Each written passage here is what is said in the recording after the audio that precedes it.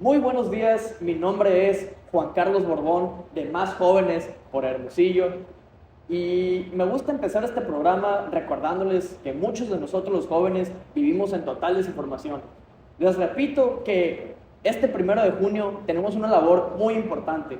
Se van a vivir por primera vez en la historia del país unas elecciones para elegir a nuestros jueces, magistrados y ministros. También les quiero comentar que he visto mucho en redes sociales que los jóvenes andan comentando una famosa frase. Soy joven en México y no quiero desaparecer. A todos los que están comentando eso les quiero decir que no están solos. Y en este programa ponemos en la mesa lo que muchos ignoran. Y esa es la única manera en la que nos van a poder escuchar, alzando la voz. Ya sin más que comentar, quiero agradecer al candidato a magistrado por el Distrito 1 de Sonora, Israel Hernández. Gracias, Juan Carlos. Qué gusto. ¿Qué tal, Israel? ¿Cómo está? Muchísimas gracias, muy animado, como siempre. Estaremos con la gran disposición, como ha sido ya más de 20 años en este ejercicio. Más allá de la vida judicial, el ejercicio de poder platicar siempre con las personas. Sí, claro que sí, que esta labor jurídica es muy importante, sin duda, y por eso mismo estamos discutiendo aquí, compartiendo del diálogo. Y le quería preguntar, Israel, en primera instancia, coméntenos, como magistrado, ¿qué es lo que un magistrado hace? ¿Qué labor realiza? Gracias. Gracias por la pregunta. Yo quisiera decir que hacemos poquitas cosas, pero en realidad hacemos varias. Para poder llegar a exactamente qué es lo que yo hago como magistrado y al final para el cual soy candidato, me gustaría explicar, grosso modo, algo muy simple. Habemos magistrados que estamos contendiendo para el Tribunal de Disciplina, magistrados para el Tribunal de Apelación, magistrados en materia civil, de trabajo y penal y administrativa. Todos tenemos funciones diferentes. Yo en lo particular me dedico a la materia civil y de trabajo y por ello me abocaré a estas funciones. ¿Qué hago yo como magistrado en esta materia civil que es a la que voy de candidato? Me toca decidir en el estado de Sonora, en la última instancia con otros dos compañeros, la última palabra en materia de los asuntos de divorcios, asuntos que tienen que ver con sucesiones, pagarés, casas, problemas con los hijos, pero también en la parte laboral, lo que son los despidos injustificados, que tiene que ver con las pensiones compensatorias, pensiones sobre las diarios de trabajo. Todos esos temas, hay muchos más, estos me parecen los más relevantes, pero son aquellos en los que a mí me toca decidir en última instancia. ¿Y cómo decido en última instancia? Reviso lo que hacen los jueces locales, los jueces de los estados. Ellos actúan, yo lo reviso. Ok. También reviso a los jueces federales. Lo que ellos hacen, también lo reviso yo. ¿Esto cómo es posible? A partir de que se presentan estas acciones, deciden estos jueces, estos magistrados del Supremo Tribunal de Justicia del Estado de Sonora, y yo, junto con otros dos compañeros, revisamos estos asuntos. ¿Y cómo lo reviso? Que esa es la parte que a mí me ha apasionado de esta vida de trabajo. Hay que revisarlos como si fueran la trascendencia en la vida de las personas que están en estos expedientes. No son papeles, son vidas. Se decide sobre la vida de las personas. Una pensión por invalidez. Yo puedo revisar y decir, es que estuvo mal lo que hizo el juez, hay que darle la pensión. Okay. ¿Quién se va con el hijo, con la papá, con el mamá, con el abuelo? ¿Quién? Nos toca a nosotros este trabajo arduo y esto es lo difícil y hay que resolverlo siempre con un sentido de responsabilidad en entender claro que somos la última palabra. Y esto implica un análisis acucioso, pero no solo del expediente, sino también del contexto de la realidad que se vive. Okay. Y esto para mí es lo más importante. Esta es la función que yo realizo como magistrado civil y de trabajo, y además que es el puesto al que contiendo. Ok, no cabe duda que es un puesto muy importante el de magistrado. Muchos de los jóvenes, incluido, pues vaya, yo hasta hace unos pocos momentos no sabía la relevancia tal cual que representaba un magistrado. Y también es muy importante saber que existen diversas ramas donde los magistrados están encargados. Entonces usted comenta que le toca averiguar temas acerca del divorcio y pensiones. Entonces es muy importante a quién debemos acudir para resolver este tipo de temas y para resolver otro tipo de temas. Entonces lo considero muy importante y para eso tenemos aquí a Israel para que nos comente un poquito y ustedes lo conozcan. Muy bien, me gustaría continuar con la siguiente pregunta que va en base a su experiencia. ¿Cómo ha sido su trayectoria dentro del ámbito jurídico? Gracias. Híjole, es una pregunta que me lleva a reflexionar sobre que ha sido casi 30 años de mi vida. Yo, así como tú, alguna vez fui joven, tuve sueños, tuve anhelos y decidí empezar a trabajar por ellos. A muy temprana etapa de mi facultad, estudié Derecho. En segundo semestre dije, yo quiero ser el mejor. Y la única forma, había que estudiar, había que prepararse. Llegó una expresión que me ha marcado la vida de J. Couture. Dice, son los mandamientos del abogado. El primero dice, estudia. Estudia, prepárate porque el derecho es cambiante. Y cada día que no estudies, te haces menos abogado. Y esa ha sido mi premisa. En el ámbito jurídico me he dedicado a estudiar, pero también a trabajar.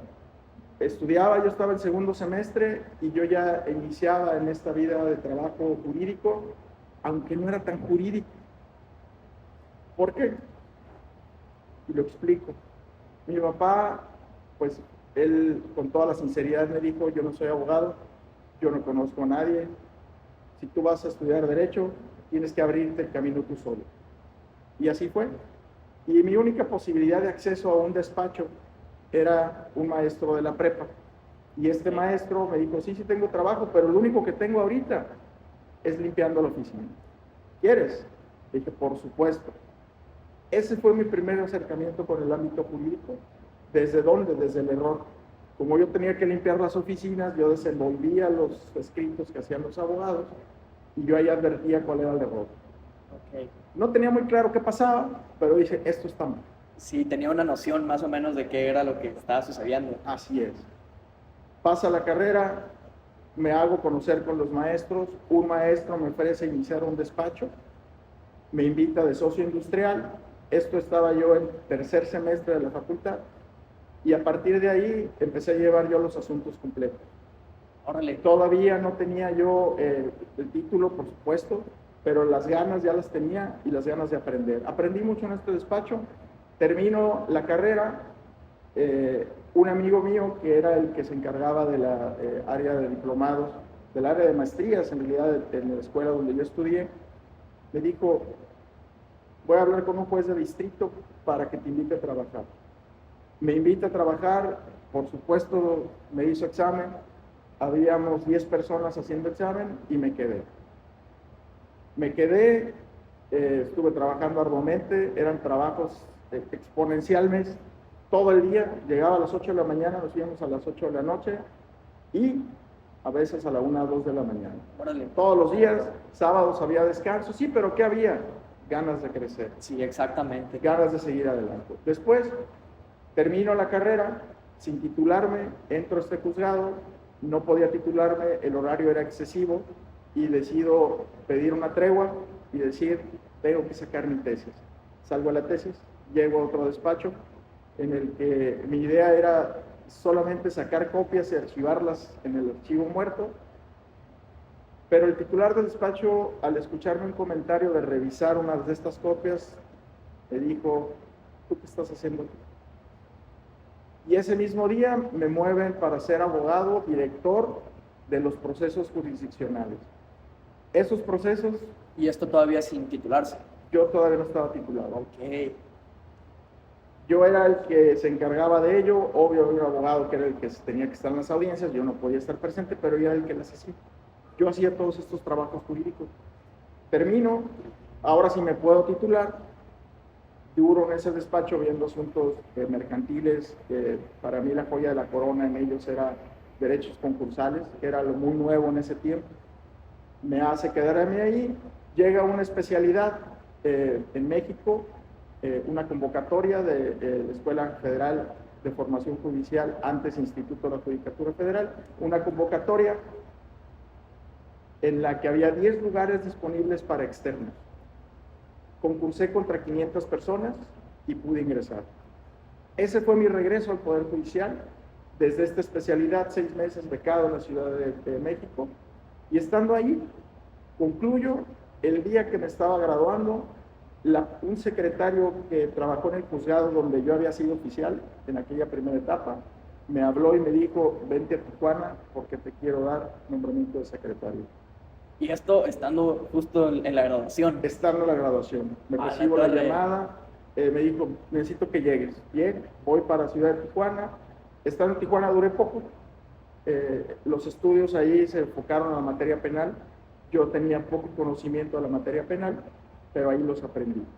Eran exponencial el trabajo, pero había que sacarlo adelante, por lo más los derechos que ahí se tenían en juego. Estando ahí, me habla otro maestro que tuve yo en especialidad y me invita a ser secretario de un tribunal colegiado en materia civil en la Ciudad de México. Regreso a la Ciudad de México. Ok, muy bien. Quiero destacar hasta este momento que aquello que me dijo mi padre, vas solo, tú tienes que hacerte camino. En ese camino me encontré grandes amigos, grandes profesores y compañeros de trabajo que me fueron apoyando para llegar a donde yo quería llegar en ese momento, ser secretario de un tribunal colegiado en Ciudad de México. Yo soy de Guadalajara. Estando ahí, regreso a Guadalajara porque para mí la familia es importante. Sí. Venía un hijo en camino y había que regresar para no perderme este proceso. Sí. Estando ahí, siempre fui inquieto. La materia electoral, había un auge en ese momento y me voy al Tribunal Electoral, Sala Regional Guadalajara, aprender electoral, aprender lo nuevo que se estaba gestando ahí. Estoy ahí, regreso al juzgado y viene la loca idea de concretar el sueño de ser juez. Okay. Estando ahí, viene ahora una especialidad en administración de juzgados de distrito, la antesala para ser juez. Nuevamente hay una convocatoria, nuevamente es becado y nuevamente hay un concurso entre 800 personas para solamente ingresar los 50 mejores promedios. De 800, solo 50 entraban a la convocatoria. Entraban los mejores promedios. Tuve la fortuna de ingresar a esta especialidad, 7 meses en Ciudad de México becado, y estando ahí yo me sentía agradecido con la institución nuevamente. ¿Por qué? Porque me forjó desde la parte académica. Me he enorgullecido de solamente haber 2 personas en el país que tuvimos la oportunidad de hacer esta especialidad de secretarios y también la de administración de juzgados de distrito. Ambas fueron proyectos pilotos donde estuvimos becados, donde nos pusieron a estudiar, pero todo el día. 7 de la mañana, 7 de la noche, con 1 o 2 horas para comer. La premisa era fundamental, nos decían, ustedes vienen aquí a estudiar y además les estamos dando dinero. Y dije, tienen razón. Pues sí. Tienen razón. Pues sí, ojalá nos pasara a todos nosotros así, ¿no? Ya todo el mundo quisiera. Y había que aprovechar ese momento, porque además estaba en Ciudad de México, donde los maestros, todos escribían libros. Los maestros venían de España, los maestros venían de Argentina. Era un debate de gran altura en el cual entendía por qué había que estar a un nivel de capacitación muy fuerte, sí, para poder mantener un nivel. Porque además la parte más dura, y yo lo decía así, en la secundaria uno decía, bueno, voy a sacar 7 y está bien. Ajá, y pasé y ya el 10 es avaricia, decían. Exacto. Pasa uno los años y dices, bueno, pues, lo voy a subir a 8. Pero aquí yo decía que teníamos derecho en un examen a equivocarnos en una pregunta y otra contestarla más o menos. ¿Por qué razón? calificación mínima probatoria para continuar en esta especialidad era 85. Ok. Por eso era, te equivoques en una Ya estás peligrando. y otra, más o menos. Y pasas de panzazo. Exacto. Pues lo mínimo era 85. Ahí, pues la vanidad estaba muy alta, haciendo 85, ¿no? Pero bueno, ahí nos quedamos. Tuvimos No, la pero fortuna. lo importante que haya quedado, pues. Así es. Para mí ha sido uno de los logros académicos más importantes, sobre todo por el contexto en el que uno tiene que llegar. Para este momento, yo ya tenía 6 años de secretario. Para ser juez en ese momento se ocupaban 5 años de antigüedad mínimo. Concurso, no quedé. ¿Por qué no quedé? Porque había 20 puntos gratis, yo lo decía así, en realidad con el tiempo me di cuenta que no, que era algo que yo no tenía que haberlo dicho, pero por antigüedad en el Poder Judicial daban 20 puntos. Yo de esos 20, yo tenía 6, ¿okay? Pero había compañeros que tenían los 20. Esto implicaba que si ellos podían sacar un examen más o menos en la etapa oral y en la etapa escrita y en un proyecto, y quedaban. Hubo situaciones que yo teniendo un poquito más de calificación en estos dos rubros, pues no logré ser juez porque tenía 6 puntos de los 20 disponibles en la parte de antigüedad. Okay. Yo tenía 6 años apenas. ¿Cuándo logro ser juez? Cuando tenía los 9 años. Ok. Porque quitaron este requisito. Ok. Ya ahora la calificación dura. Ya era, ¿cuántos sacas en esto? Era simplemente de los conocimientos.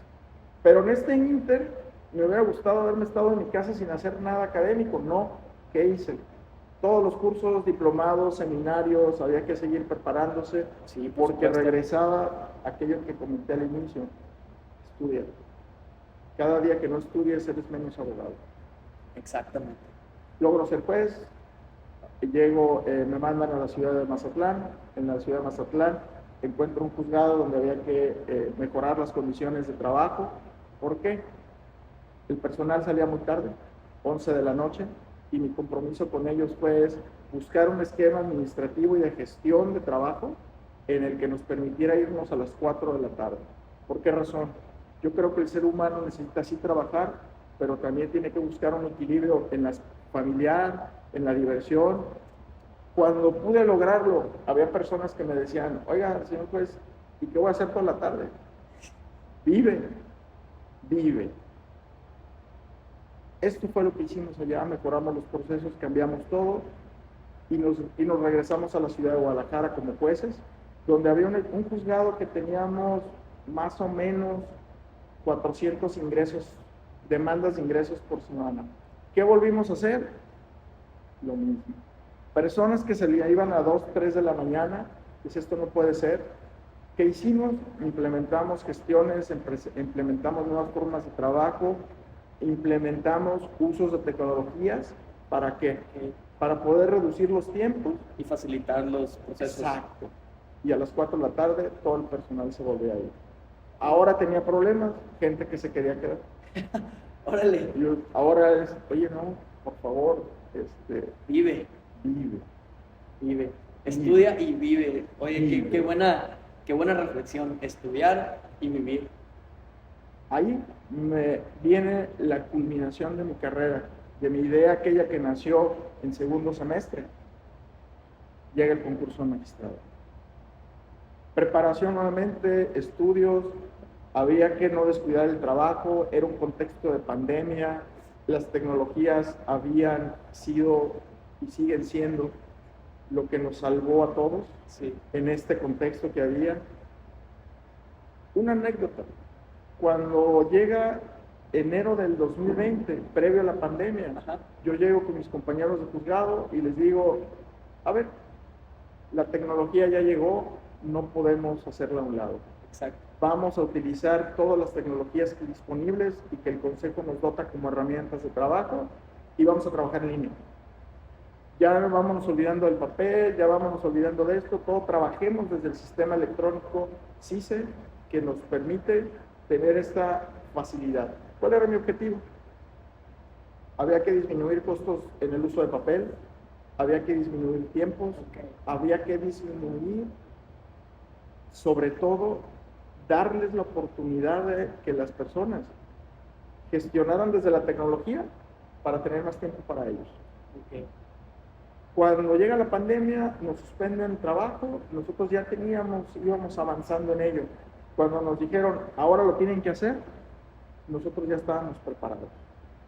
Nosotros ya sabíamos manejar todo a distancia, ya teníamos todas las funcionalidades activadas para lograr esto. La pandemia, estos primeros meses fueron difíciles, sí, pero el juzgado al que yo estaba ya caminó. Exactamente, se adaptaron, ya se habían adaptado incluso antes, Nos como que lo predijeron que iba a pasar el COVID, la pandemia, entonces pues ya estaban adaptados al este sistema, procesos electrónicos. Exacto. Logro ser magistrado, pido Ciudad de Hermosillo, me la conceden, encantado. ¿Por qué pedí Hermosillo? Esa es una pregunta recurrente, a lo mejor no viene, pero yo te la quiero responder. Exactamente, sí, me había surgido porque yo no sabía que usted era de Guadalajara, entonces... Y que además estuve en Ciudad de México, Guadalajara, Tijuana y Mazatlán. ¿Por qué Hermosillo? Recordarás que te dije que yo estaba en un despacho antes de entrar a la segunda especialidad. Así es. Ese despacho me trajo a la ciudad de Hermosillo en busca de negocios, agronegocios. Okay. Ahí yo me enamoré de la ciudad, me enamoré de la gente, entendí la franqueza de la gente y caí en cuenta que aquí las cosas se arreglan muy fáciles. Una carnita asada. Exactamente. Carnita asada, y lo he dicho en otros lugares, esto de tener que defender la carnita asada de Sonora me ha generado problemas y enemistades con gente en Monterrey. Pero créanme, es cierto, es una chulada. Es el lenguaje de Sonora, ¿no? La carne asada. Es cierto. Además, no es gratuito, es increíble. Aquí aprendí el carbón de una manera, aprender de otra. Yo les cuento a mis amigos, si no me creen, uno puede salir el sábado a la calle. ¿A qué huele? A tacos. Y luego se escucha el que están partiendo la carne en la tabla. Eso es, solo eso. Ya lo había yo conocido, lo vine a reafirmar y aquí me quedé. Y por eso pedí aquí. Y aquí sigo. ¿Qué llegué a hacer a Sonora? Porque viene la parte importante, la parte jurídica, que parece que que no se hizo nada, pero sí se hizo. Siempre fui inquieto, ya les he relatado mi historia jurídica, el ámbito jurídico, llegué a dar clases, a impartir conferencias, gestionar la implementación de la materia laboral que venía nuevo en la ciudad, en el estado de Sonora, hablar con el Supremo Tribunal, hablar con esos jueces, capacitar jueces, ¿para qué? Para que la reforma laboral sea lo que hoy es hoy, un éxito. En Sonora, la podemos presumir a nivel nacional. Sí, totalmente. Después de ello, pues también me dediqué a dar pláticas a donde me invitaban, barras de abogados, en la Universidad de Sonora. Yo siempre he sido muy participativo en esto, yo creo en hacer comunidad. Sí. ¿Y cómo se hace comunidad?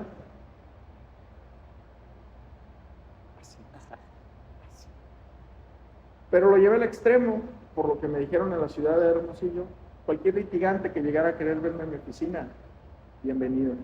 Así es. ¿Qué pasó? Tuve oportunidad de escuchar algunos reclamos en ciertos sectores donde decían es que los magistrados y los jueces no querían dialogar con nosotros. Y yo siempre les contesté, pues conmigo no vinieron. Lo llevo al extremo. Una vez yo estaba dando clases en el instituto aquí y me hablan y me dicen que hay un abogado que quiere verme, que es urgente. Y dije, yo me tardo 15 minutos en trasladarme al tribunal para hablar con él. Dijo, es que no se puede esperar. No se preocupen, por favor, habilítenle una computadora y hagamos una videollamada. Hagamos una videoconferencia. Había que aprovechar las tecnologías. Así es.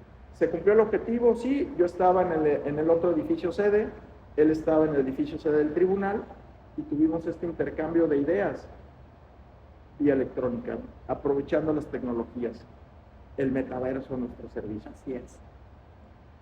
¿Qué más hice en el tribunal? Cuando yo llegué, volví a ver situaciones de horarios extendidos, objetivo es regrésalo nuevamente, y bajo la premisa de sí hay que trabajar, pero también hay que vivir.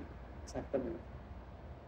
El papel me lo ha agradecido, Cuando llegué aquí, mi principal objetivo fue cero papel. Y el cero papel se convirtió en que ahora las gestiones al interior de la ponencia de mis compañeros, todos son electrónicos, son a través de documentos PDF que van, vienen, se revisan en PDF, se regresan en PDF. ¿Para qué? También hay que cuidar los arbolitos. Exactamente. Que tiene un reflejo económico, eso es sí. Pero ya va en un plato aparte. Exacto. Había que cuidar arbolitos. Los ahorros que se han tenido por estos pequeños movimientos, aprovechándonos de la tecnología, han sido exponenciales. Exacto. Ya antes se usaban alrededor de 4 cajas por mes. Hoy yo creo que no usamos ni un cuarto de caja por mes. Ahí las tienen de tope de puerta. Ahí están. Al final, eso es lo que he hecho. En el ámbito jurídico te lo resumo así. Siempre he querido estudiar, desde siempre, porque no había quien me ayudara y había que crecer. Llegué a la parte más alta, sí solo, pero siempre con ayuda de los que creyeron en mí. Mis maestros, que eran los más cercanos, me apoyaron y hemos llegado.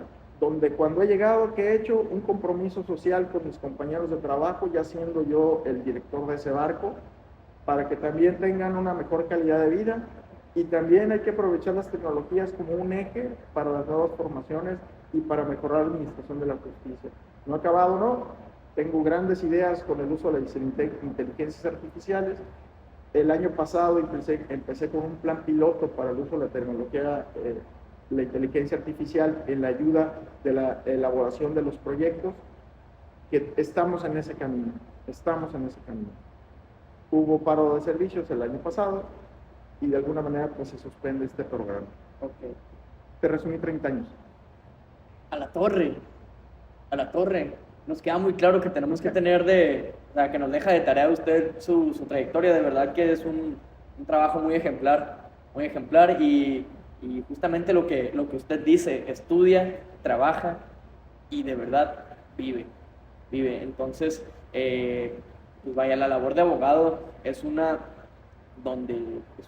aunque mucha gente no lo cree, es una labor de campo y tienes que estar estudiándolo día con día porque se va transformando y no es la misma la de ayer, no es la misma que la de hoy, ni va a ser la misma que la de mañana. Entonces, sí hay que estar muy, muy metido y muy informado con todos estos datos. Y hasta la fecha tengo 2 cursos en trayecto actualmente. Uno tiene que ver con las formaciones académicas para la docencia, porque también me gusta la docencia. Y como vienen nuevos retos, las clases son en línea y hay que aprender nuevas habilidades. Exacto. En eso estoy cursando actualmente. Estoy terminando uno en un contexto internacional que es el procedimiento de suscripción internacional de menores.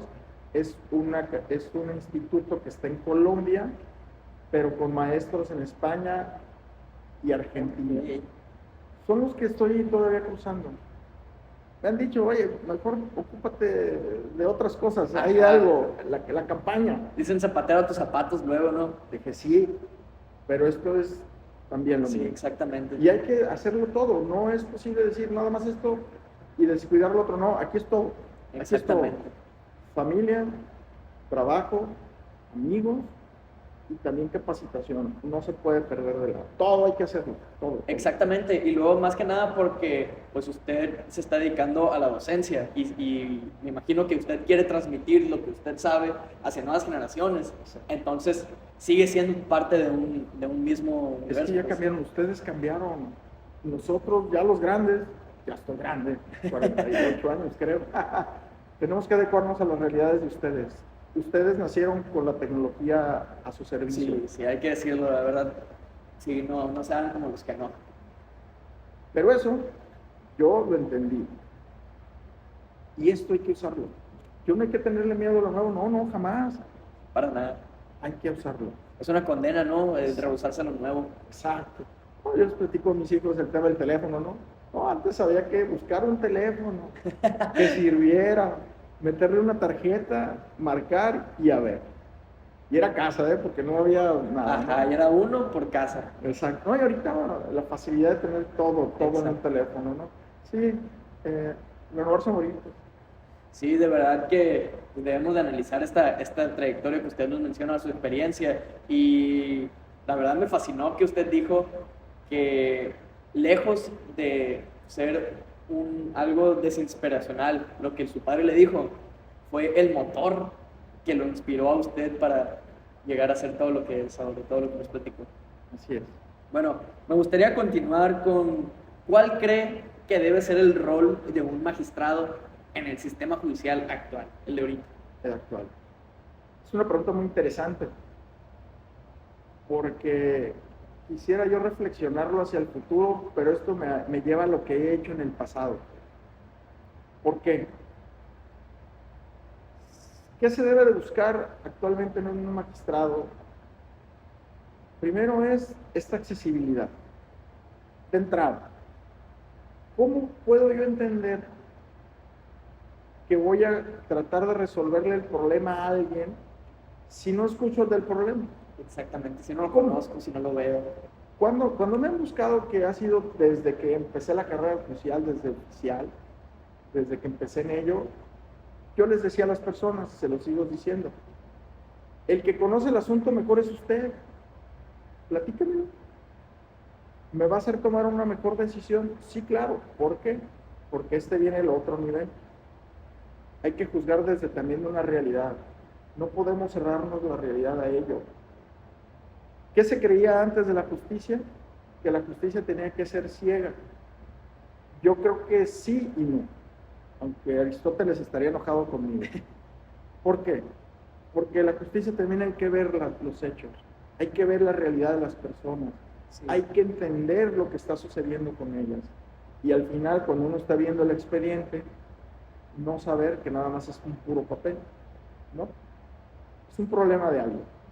Por ello, entonces, hay que juzgar o hay que tener un rol participativo en la sociedad con esta accesibilidad para entender los problemas reales, buscar soluciones reales y no en el mundo de las ideas. No. Aquí están dos personas, tienen un problema real, vamos a darle solución desde la realidad. No les vamos a crear algo que no existe. El rol importante también para mí es que hay que desprenderse de lo de antes para dar oportunidad a lo nuevo.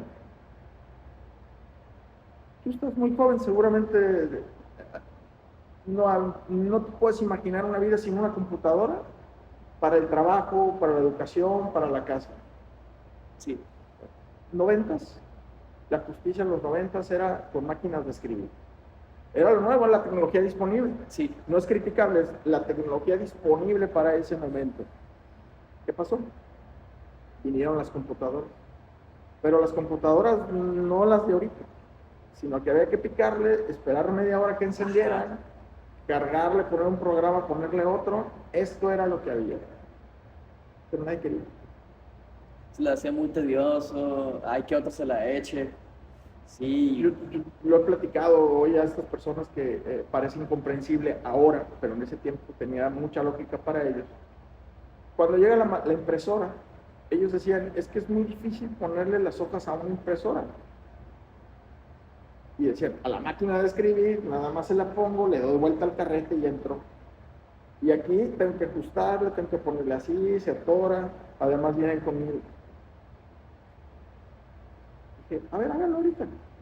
No, ya no. No, ya no. Bueno, apuesta a la tecnología, no cerrarse a lo nuevo. Hay lo que viene.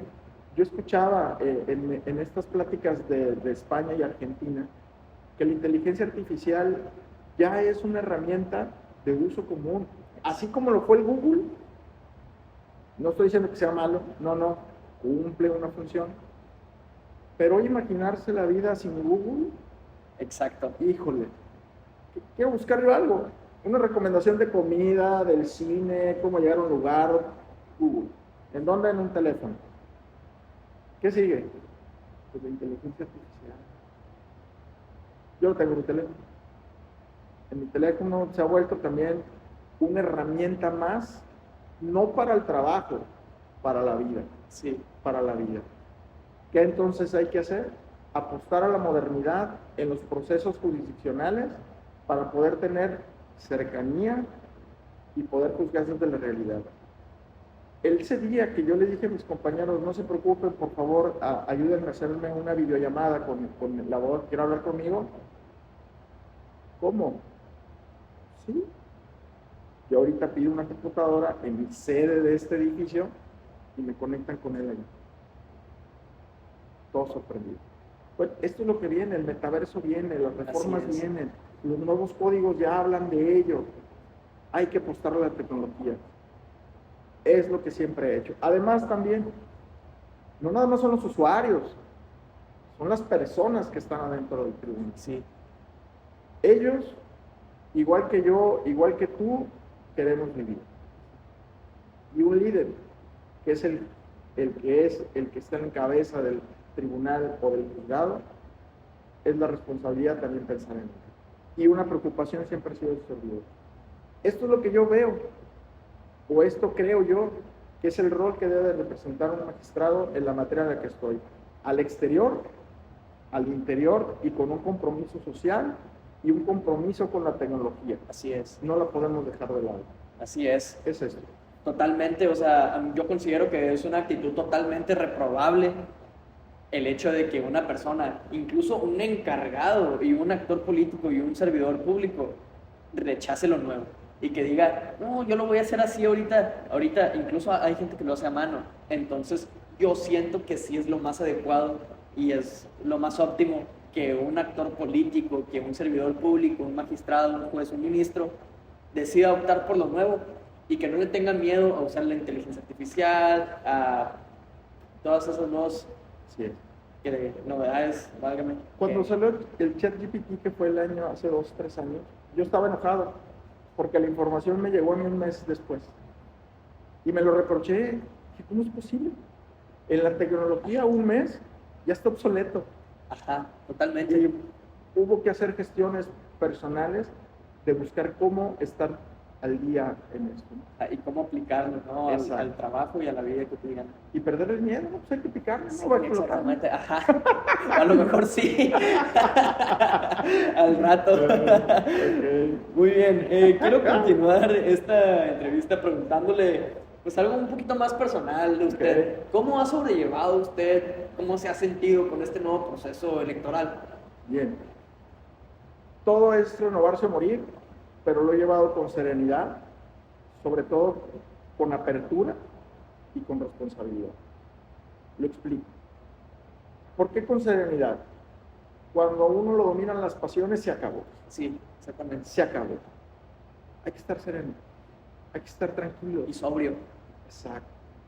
Con este sentido de apertura es, no, como estoy yo acostumbrado a tener que gestionar lo nuevo, siempre desde el saber, no sé si sea bueno o malo, sino hasta que lo veo. Y entonces, ¿qué pasó? Lo hice con las tecnologías, lo hice como una regla de vida personal. Hay que tener la apertura. Se escuchan voces por todos lados, sí, criterio propio, necesito forjarlo. Pero hay que tener la apertura. Sí, totalmente. ¿Por qué con responsabilidad? Porque no se me ha olvidado que aún en esos contextos yo sigo siendo un servidor público. Y como servidor público tengo compromisos, primero personales, para poderme ir a dormir tranquilo en mi cama en la noche y decir, hoy cumplí con mi deber. Esto para mí es importante. Por ello fue un sentido de responsabilidad, incluso buscando siempre en estos momentos difíciles hablar con mis compañeros, decirles, hay que prepararnos para lo que viene y hay que transitar en ello. Esto no es que no haya sido fácil o difícil, al final son gestiones internas que cada quien lo vive en una manera diferente. Exacto. Yo lo viví con una serenidad, con mucho sentido de responsabilidad, y para mí lo más importante de todo esto es siempre pensando en la protesta constitucional que yo hice, defender la Constitución. Pero defender la Constitución, ¿en qué sentido? No letra muerta. Hay personas que aquí están trabajando, hay personas que quieren ayuda, hay personas que vienen a usar el servicio de administración de justicia. Este es el sentido de responsabilidad. Hay otros factores, pero esos no están en mi control. Y lo que no está en mi control no es algo que me pueda llegar a tener que ocupar. Ok.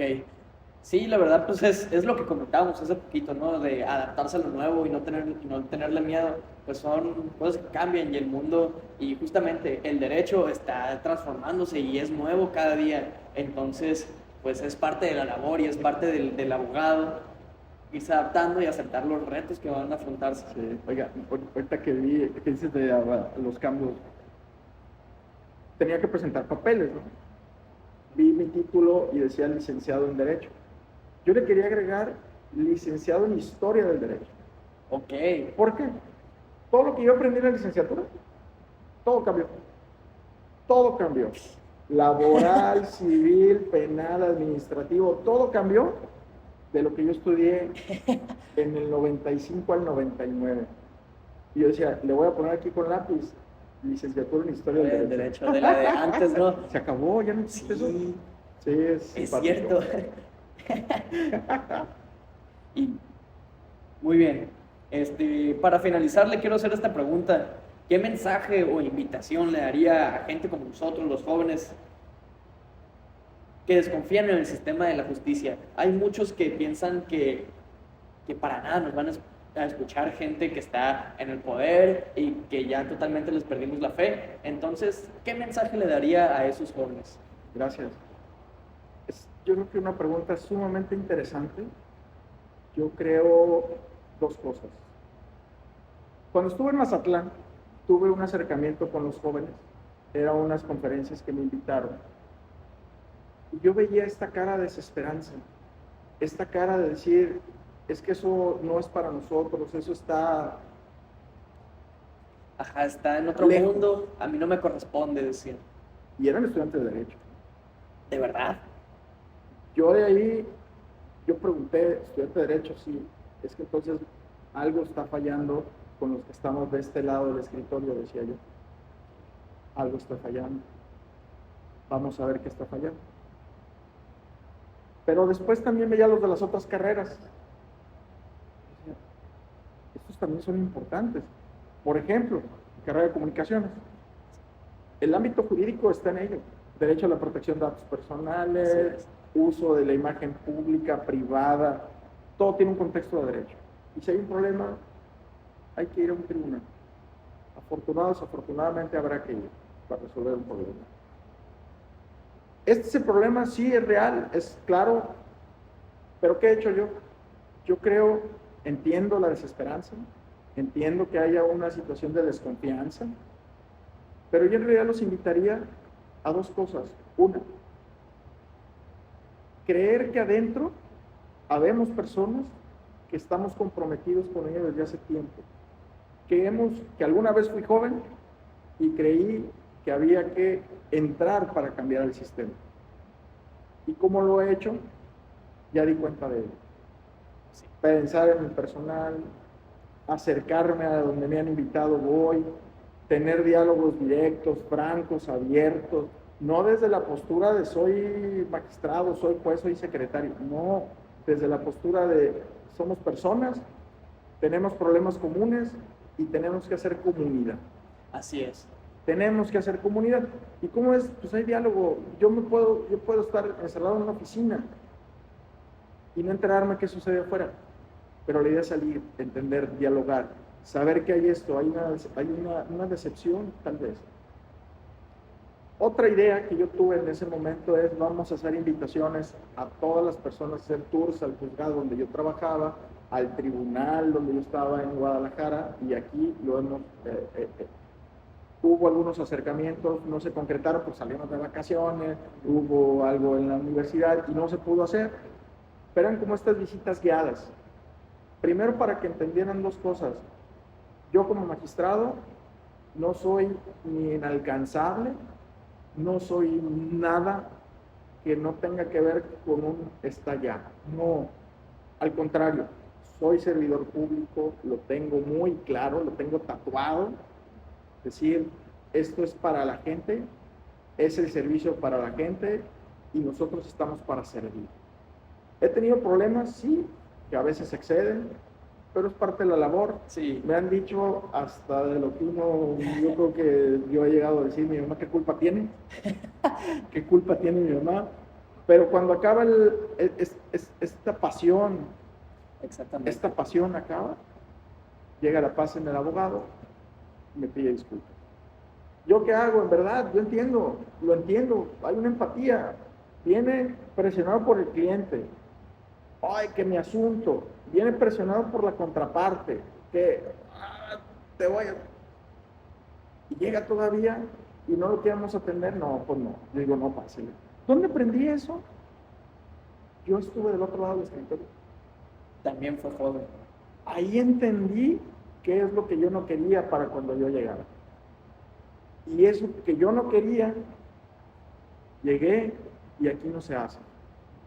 Por eso me regreso a mis inicios, cuando barrí oficinas, desenvolvía papeles, esto no se tiene que hacer. Y eso fue lo que siempre he hecho. Lo que siempre he hecho es, oye, es que no lo quieren recibir. No, eso no. Porque yo veía qué pasaba con el abogado. Se iba molesto, se iba enojado, se iba contrariado. Ahora esto, proyectado hacia los jóvenes, se magnifica. Esta es no es gratuita, pues. Yo el consejo que les daría, y de verdad la invitación es dos. Uno, crean que hay personas que estamos al interior haciendo esto desde que empezamos, y algo y lo más importante, la apertura a los jóvenes para que hagan también el cambio al interior. Yo tengo la fortuna de haber llegado aquí y haber sumado al equipo desde un programa de prácticas profesionales a jóvenes, para que conocieran, para que se comprometieran con esto, y con una idea muy clara.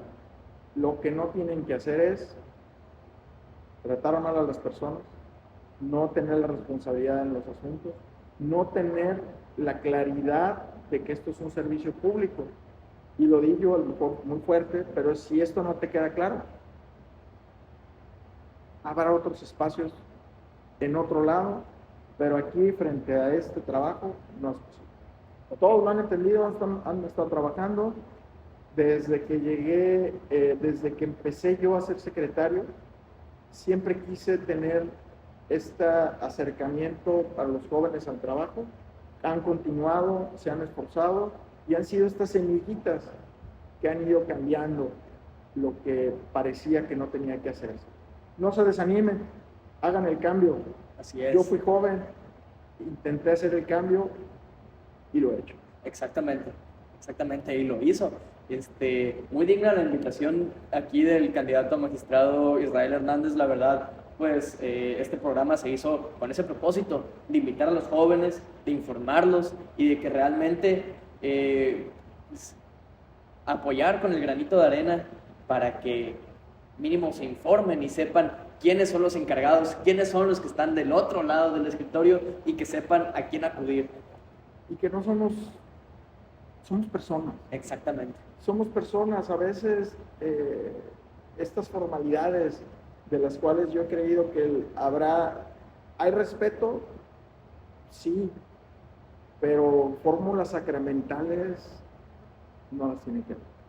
No las tiene que haber, esto es porque parece que uno está lejano, que estás así, una barrera increíble. Sí, piensa que están muy alejados de la sociedad y al contrario, son los que más cerca están de los jóvenes y de la comunidad. Así es. Y hagamos comunidad. Así es. El día que ustedes me inviten aquí, yo con mucho gusto regreso. Ya no en Muchas este gracias. contexto, en realidad es en cualquier contexto. Hay muchas cosas que aportar, pero para mí muchas cosas más que aprender de ustedes que vienen empujando lo nuevo. Muchas gracias, Israel. A mí me gustaría finalizar con eso. De verdad, pues, esta entrevista estuvo muy, muy conclusa, muy directa y de verdad, pues, súmense. Quiero invitarlos a que participen, a que conozcan y que vean en redes sociales. Y quiero darle las gracias a todos los espectadores en nombre de Más Jóvenes por Hermosillo, del Comité de Comunicación VM Hermosillo y de Israel Hernández. Muchas gracias. Muchas gracias. Qué gusto. Igual.